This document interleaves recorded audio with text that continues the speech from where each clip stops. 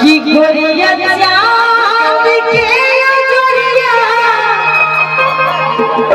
नियन गोर बारू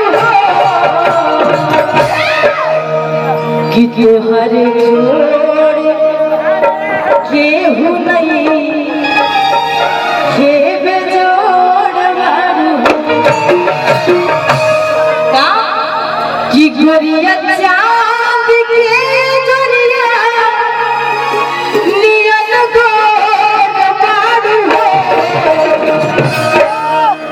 कि तोहर जोड़ केहू नहीं के बेजोड़ बारू तोहर जोड़ केहू नहीं के बेजोड़ बारू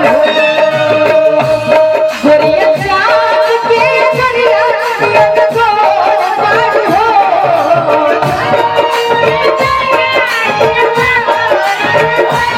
गोरिया चांद के अजरिया नियन गोर बारू। अच्छा ये बात किसको किनको सच लग रहा है कि हमारी भाभी बहुत सुंदर लग रही है? एक बार जरा हाथ खोल कर बताइएगा ऐसे सभी को लग रही है ना सच में? कैमरा मन को ये लोग ऐसे ही होते हैं, इतना बढ़ा चढ़ा के डालते हैं कि लोग देखने पे मजबूर हो जाते हैं कि नहीं देखना जरूरी है ना। एक ये कैमरा वाले और एक मीडिया वाले है ना।